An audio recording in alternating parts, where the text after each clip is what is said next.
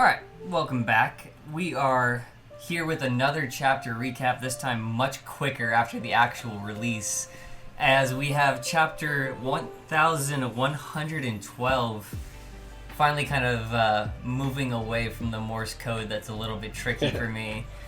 But again, it just feels good to be back first and foremost. Yeah, right along with Oda, we're ready to get back at it, hit the ground running. Let's enjoy some One Piece.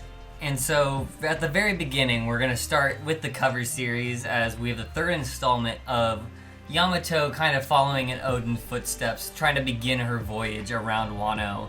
And in this specific one, we actually see a bit of an exchange between her and Kinemon, as it seems like he's just giving her this departing gift of money, and it's possible he just knows how broke they were when they did their own voyage, but he asks that he gives it to her in exchange for a favor, and not anything else said on that. Right, could be kind of setting up what we're going to see from this in the future.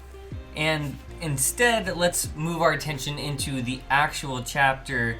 Page 1, the very first shot you see is kind of a brief check-in on the surrounding area of the island, and you can see the devastation of some of these ships. There was 100 here to begin with, and that is definitely not the case anymore.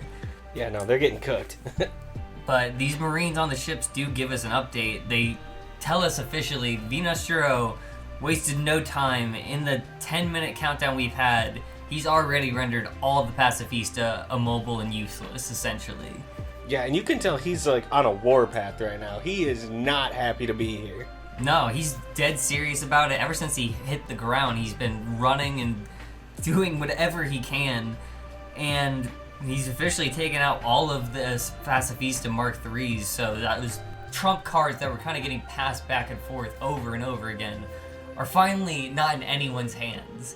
So we don't have to worry about that piece on the board. But he also begins this sort of commentary that's kind of a very striking reality when you think about it, because he's not wrong. He says to give this power to just a 12-year-old child. And you think about it deeper, the preteen child of a revolutionary commander was given this robot army that could level nations. And he doesn't sound too unreasonable when you think about it like that. No, especially because it also means he has to go and destroy that robot army. They no longer can trust it. Although that hasn't been too hard for him. No, he's just mad he had to do it in the first place because of what he calls Vegapunk's folly and just... yeah, foolishness. No, exactly. As you said, on to the next page, it's kind of reminiscent of chapter 1105 title, The Height of Folly. It's just like a very clear reference to that, as he just can't imagine how giving this to her is anything but foolish. And on the other side of it, you see the giants who are fully unaware of what's happening here, any of the context with Oimo and Kashi. They're just happy to help their captains again. Yeah, and I mean, it's just like Dory and Bragi. They're just having a good time. They really don't seem to be very they don't seem very worried about the height of the situation. This is really just fun for them. Oh yeah, I mean, they have that renown for a reason. They would come and pillage and destroy, so showing up to an island and just wreaking havoc, I'm sure that's right up the giant's alley. And Oimo and Kashi themselves do seem like they're finally deciding to fall back to the ship, but you can see the command is like, just don't let that ship leave, you have to sink it. So until Dory and Bragi and everyone else gets back, it's likely that Oimo and Kashi might actually have to shine for a bit, which is a very interesting focus I didn't expect us to have. I'd be here for that. And honestly, they haven't had a whole lot of chances to show off their own ability besides Enies Lobby guarding the gate, which wasn't with their whole heart. But somebody who we do get more of a full display of their ability is on page 3, where we see just how impressive our Yonko crew has come to be. Yeah, I love Frankie. I love seeing him really step up this whole arc with his role as a crew enforcer and defender. He's been like kind of what Brook was on Whole Cake Island, just a low-key MVP. He's saved Luffy from getting stabbed. He shot back at Saturn himself with the Radical Beam. And even now, he just one-punched a Vice Admiral. I mean, that's... Well, and the top 4 are all gone. So he's just next man up. He's got to be the strongest one in the crew and the strongest one on both sides. So waste no time with him. Red King thought he was bringing an impressive arm to the fight, but Frankie, hockey or not, does not care about your Vice Admiral status. He just destroys him.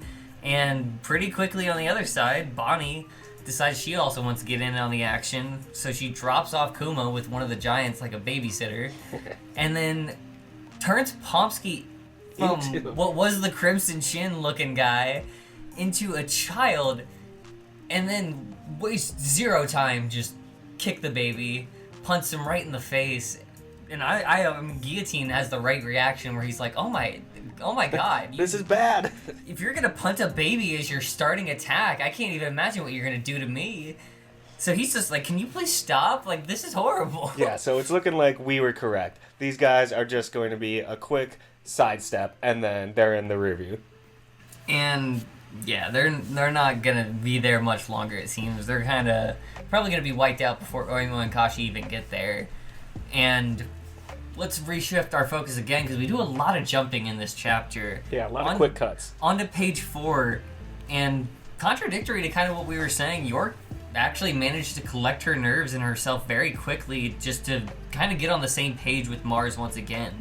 And so now they have their focus of, we need to find this transponder stale for the broadcast. Yeah, and it's kind of crazy because she's really the only reason he's not rampaging more. She almost like held him in check in the moment. Yeah, I mean, we do see that rampage in the end of this page. They arrive at the monitor room, and she confirms. She's like, "Oh, yeah, this is the room." And he goes, "Oh, okay, perfect. Let me just use my own little Boro breath. Forget Kaido's. This thing just blows a hole in the side of the entire lab.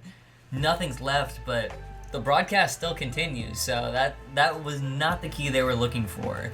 And you're right. On to the next page, in page 5, she quickly cuts him down, and she's like, "Are you stupid? Like, talking to the Gorosei like that is crazy." Like, hey man, think twice about this. But she's right. She's like, there's pretty much everything in here that you didn't just blow up, could blow up everything else.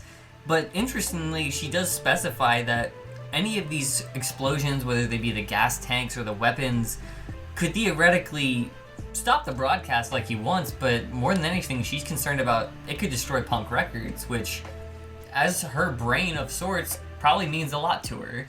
Yeah, and she kind of ends this whole exchange with a bit of a weird, almost like cryptid statement, which I'll kind of come back to later, but it even confuses Mars in the moment, like where she says, "Of course I'll stop it. If I keep stacking these sins, it'll be even harder to hang out with y'all." It was really just kind of out there and didn't seem connected to the rest of her Punk Records focus.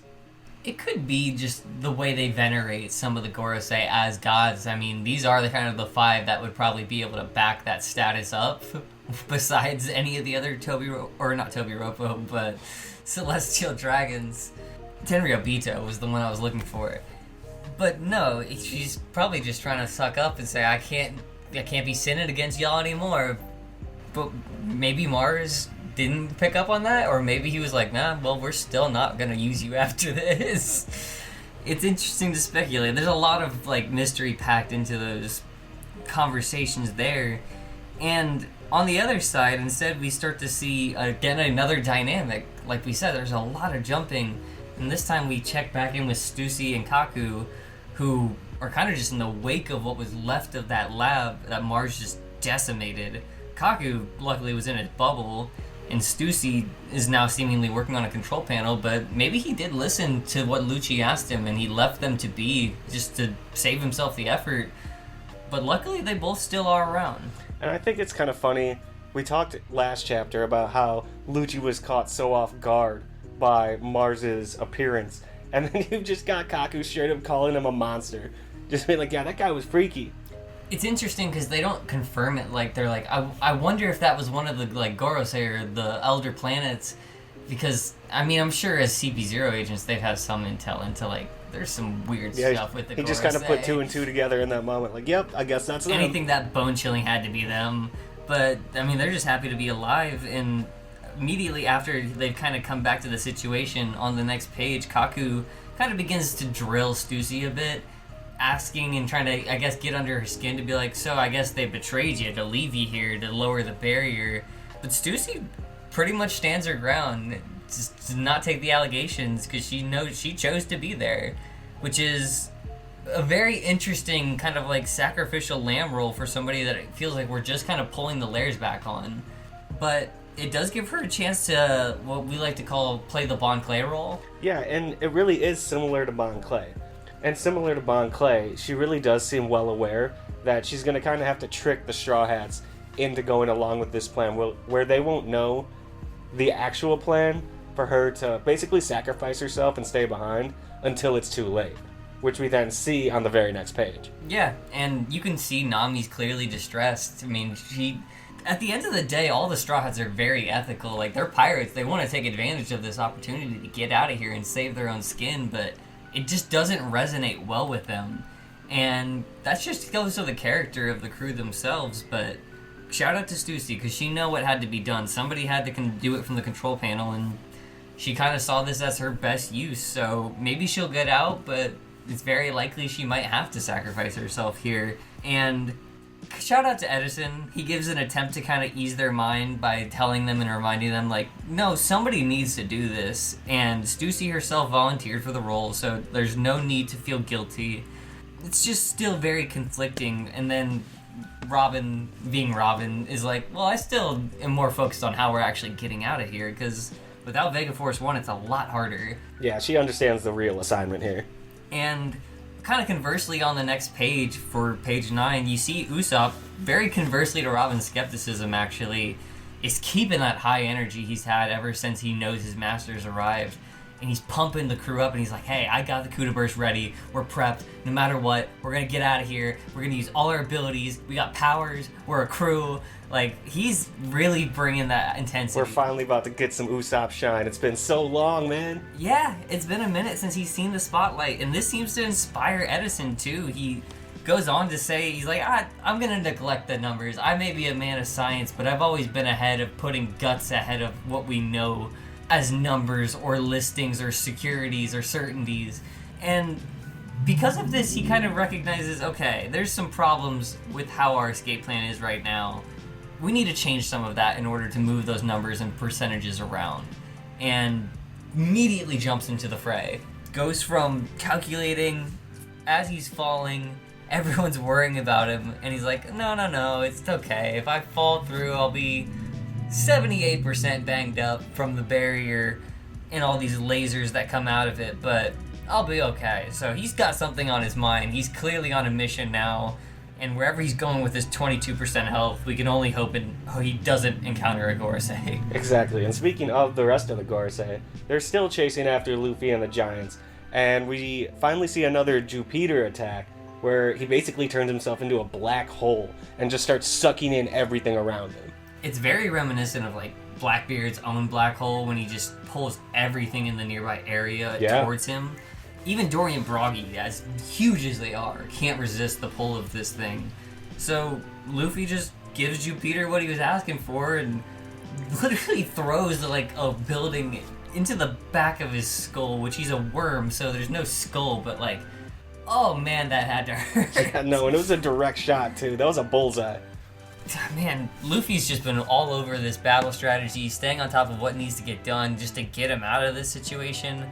But they're relying a lot on Gear 5, and you can see on the next page, it leaves him pretty drained, so he has to recharge again with some food, and this time he gets a bit of a giant energy snack in Hakaro. Yeah, and they really did come prepared to have that just ready to go for him. It's like they knew that the Sun God would run out of energy and needed that second boost.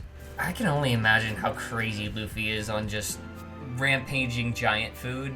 But this is like fermented shark, and it's actually inspired by a real Icelandic delicacy that's supposed to just taste horrible. And Luffy reacts accordingly, because he's like, oh, this smells bad. Like, even for Luffy, he's like, this is meat? Yeah, when it makes him question twice eating meat, you know that it's pungent. That stuff's rancid. But it does what it's supposed to do. I mean, he gets enough energy to get back on his feet. Not into Gear 5 immediately, but goes to a classic in Gear 3, Red Rock. Same attack we see in Chapter 1000 that stunned Kaido and got the whole community hype, if we're being honest. But, as we see on the next page, does not have the same effect. No, it does not. He actually really hurts himself the most. Yeah, I mean, we get a pretty clear difference between Kaido's durability and Warcurry's durability. Kaido was stunned and a bit wobbly. Luffy had just given it to him, but Warcurry got punched in the top of the head, and Luffy's holding his hand, just throbbing in pain. So, without Gear 5, it seems like these guys' durability is just ridiculous. Yeah, and even with Gear 5, they're still not taking damage overall. They just bounce right back. I mean, they blew up. Yeah, but they got right back up. They got right back up. And so, I mean, it made me think about some of our earlier percentages where we were like, man, what's the odds of Saturn losing here or Gorosei losing? Those odds are feeling very low. Yeah, it's not going to be that simple. They're not so much feeling like a beatable opponent. This is feeling much more like Whole Cake, where it's like, Big Mom is not something we can deal with right now. We just need to survive to another day. Yeah, regroup, come back later. And so the remainder of this is just kind of setting up the very interesting matchup as we move away from Luffy and them again, back to Usopp and the rest of the crew, but this time we have another Gorosei joining the crew. Saturn split from the main chase, and now he's coming up on the crew. He's coming up on Nami, Usopp, and Chopper. And, I mean, they're really caught off guard here. They're not prepared for this. He's such a scumbag. I mean, literally goes after the weakling trio, decides he can't hang with the Sun God and the Giants. He's just not doing enough. So he goes after the weaklings. Man, I hate Saturn. The worst. 0 out of 10. But I can't even remember a time that these three in particular had to fight together, because they are like the coward trio, the weakling trio, and they're usually paired up with somebody else. But if Usopp is looking for time for Usopp to really shine, if he wants to be a brave warrior of the sea, impress his masters, step up, fight a Gorosei, that'll definitely do it. Do your dad proud. And somebody else that's probably going to have to fight a Gorosei is, we take it into the final page of this chaotic chapter, is Bonnie, Atlas, and the rest of the crew as Vinastro continues his path of destruction, cuts down the giant holding Kuma. Man, they really made him the coolest off the bat. Oh man, that pose where he's just coldly staring them down. And you know how angry he is from the beginning of the chapter. It's giving much like the energy of the Death Rider, Knight Rider, Hell Rider, whatever rider you want. He's like the king of hell right now. This guy is insane, and I am terrified to think about what Frankie has to do next. Yeah, we need Jinbei to pull up with Zoro right now. And on the other side of it, we finally have our last focus of the chapter. Mars seems to have found the proper entrance to Punk Records without blowing a hole into it, as he's back into his human form and approaching the broadcast snail, as we hear only a minute left on the update for Vegapunk's announcement. But it's not the only thing we hear when he's up there. Also here, as he approaches, just this odd gurgling sound. Nothing else. No comments, no visuals, just the gurgling sound. So, whatever that may be that is producing that, we can only hope that it will somehow act as the last line of defense, because it would be heartbreaking to get this close and get no information at all. Yeah, I'd be pretty pissed, not gonna lie. God, man, it's just a big teaser. This whole chapter it felt so good to be back, and we have a lot more, what feels like setting up for the next chapter to come. Yeah, because Iron Giant is up now. We didn't even look at him once. We didn't see him at all. It definitely feels more like a bridge chapter, but it does leave us with some interesting questions to speculate on before the next chapter releases. So we wanted to go over just a couple of those that we came away with before going on our way with this recap. So, to start us out, we mentioned it before, York seems very adamant to protect Punk Records. Yes, I know it's a database, ton of research for the government, and a bunch of other things, but they've said before, too, that they might just reset the board. So, I don't know if that's the most important thing to them. What I want to ask is, what might potentially happen to the satellites or the island of Egghead if Punk Records is destroyed? And I'll start by giving my thoughts, because we've already seen the Stella get destroyed. His body's done. He's got the X's on his eyes on the map. He's dead. But as the brain of Vegapunk, it would seem likely that it's kind of the last thread of life he has. he put so much into that brain and protecting it and growing it that he even made other bodies for himself, but that's still their brain. And it's said so in the chapter. They share the same thought processes, so it's probably the same brain as well. I think that if they destroy Punk Records, that would be a pretty easy way to just fail-safe end all of the satellites at once. And I don't know what else would result from that, but honestly, it feels like a lot of Egghead Island would fall apart without Punk Records doing anything. Yeah, see, I'm really interested in what York actually meant by the whole, if I keep stacking these sins, it'll be even harder to hang out. Because even Mars seemed confused by this, so I'm wondering if this might even be something similar to Stussy, where she's actually communicating with the other satellites. Maybe they have some sort of secret plan, or fail-safe already planned. She also did mention that this was a recently developed transponder snail, so maybe there's something special with that, where it's already uploading backups of Punk Records or something like that. Or that she could just be mostly worried about saving a lot of their initial research that they've built up over all this time. I do like the idea, though, just for comedic purposes, of Mars just thinking to himself, he's like, oh, she still thinks she can hang out with us. He's like, I'm about to murk her. I'm so killing her when we're done here.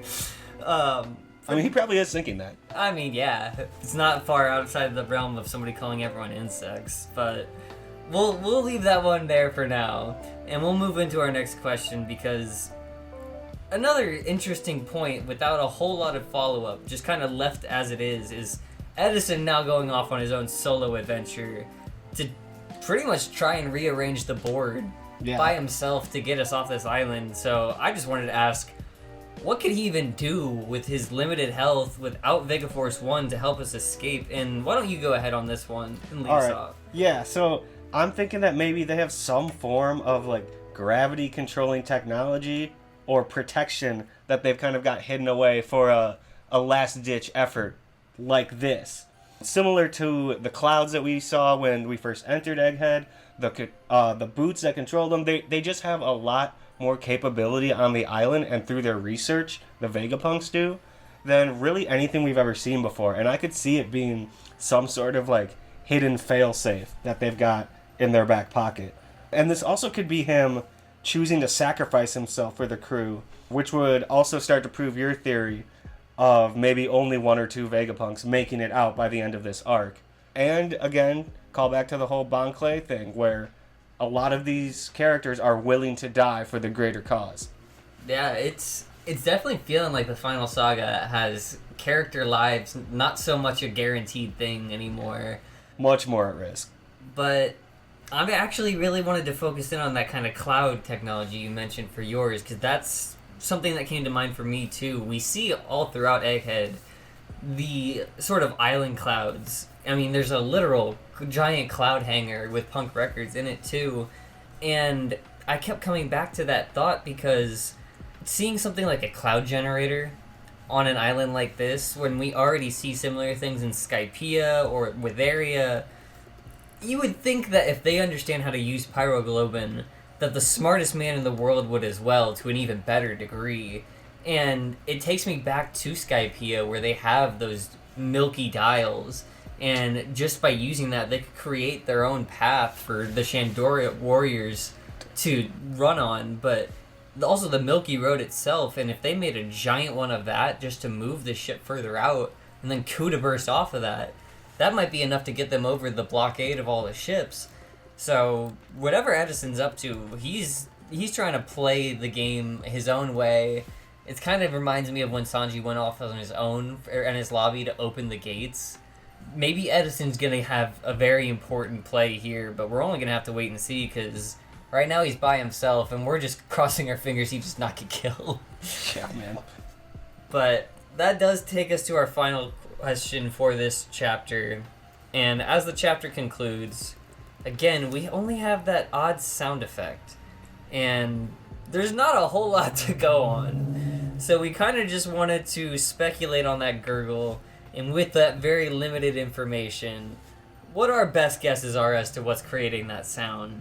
And I can go ahead and start us off for this one as well, because I was seeing some interesting Twitter discussion about this. It was something that caught my attention, And one thing that a few people had mentioned that I found to be interesting is we see the Seraphim many times throughout this arc, and consistently it's a focus on their green blood and the bubbles in their green blood and Bubbles making that gurgling noise. So perhaps Vegapunk had created an additional Seraphim without their knowledge, and some people even said something to the degree of S Joy Boy. That'd be insane. Which would be nuts.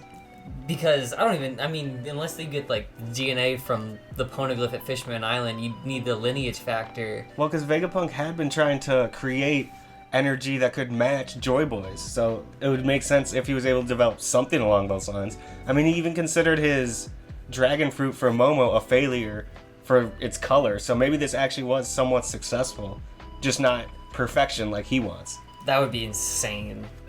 I can only imagine the look on Mars' face, but another idea I did like that's a bit more simplistic is, at its simplest level, Punk Records is just a hanger holding a big old brain. And something we see in sci-fi multiple times is just a giant floating brain in like a jar or something else, or it communicates via telekinesis or telepathy.